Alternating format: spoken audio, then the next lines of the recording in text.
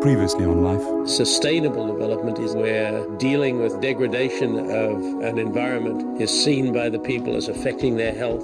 I believe sustainable development means a development in which there's much greater equity than there is in today's form of development. Governance means, to use a very simple analogy, the family, making sure that the decisions are open and people can take part in it, democracy.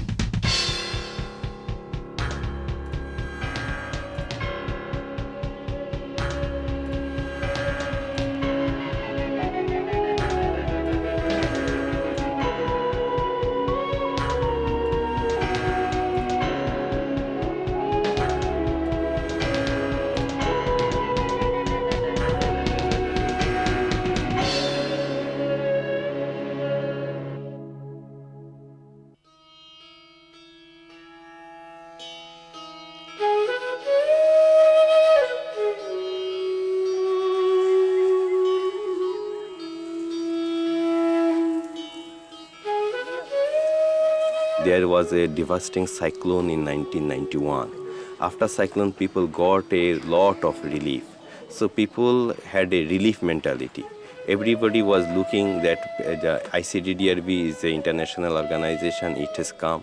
It will give us relief. It will give us drug free. It will give us medical service free. So they had a relief mentality. In one of the poorest areas of one of the world's poorest countries, the disaster led to a huge aid response. Relief and malnutrition continue to this day. The moderate malnutrition is 14 out of total 81 children registered. So 14 out of 75 is malnourished. If the problems of healthcare were going to be solved long-term, then something new had to happen. Thoughts on health for all had been worked out at the UN Alma-Ata conference a couple of decades earlier. Alma-Ata is terribly significant. In 1978, 150 countries or whatever it was got together and said that we need to develop a model of primary health care which delivers generalist services locally, which uses appropriate technology, appropriate labour force models, very importantly which involves local communities in thinking about the problems they're facing. Primary health care, which came in Alma-Ata, where community participation is said to be one of the pillars. But since the project started, there was not very good example where community participation has been proved to be a very successful tool. It was and it still is a great idea, but I think there's a difference between expecting communities to all on their own pay for those services as opposed to actually getting involved with government systems and trying to actually improve the quality of that. What was needed was a scheme that at least demonstrated a community participation approach, something with the potential to reach the vast numbers of rural poor. If the government of Bangladesh couldn't do it, then a non-governmental organization was going to try. Here in Chakaria was a chance to try out a new way of doing things. It wasn't the easiest of places to experiment with healthcare.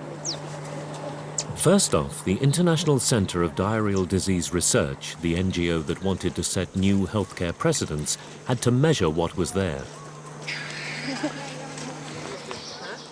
Moazzem Houssain, a community physician, was charged with setting up the project. In the beginning, actually, we just used to come and sit in the tea shops and see in the different places where people gather. And people used to ask, who are the people, where from you are coming? I mean, why do you come here? So initially it was responding to their queries rather than telling what we want to do. The district of Chakaria had a pretty poor record.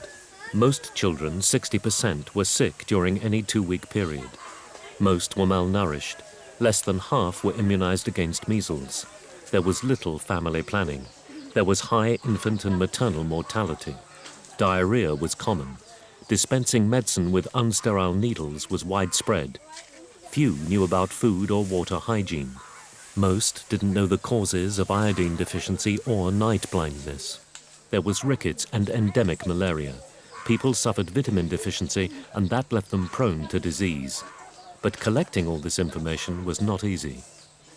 Chakaria is very conservative and puritanical. The inrush of aid after the cyclone caused resentment as well as dependency. This is a Muslim-dominated area.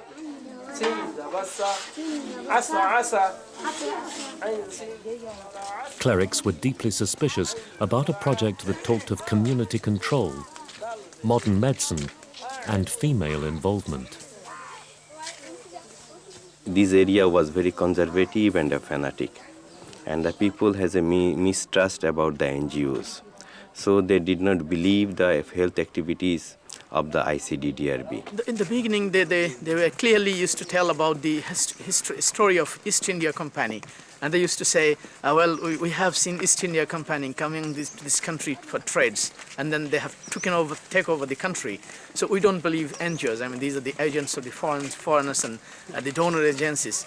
So we had to tell them, and we had to convince them that, I mean, we are here to talk to you and to listen to you and to know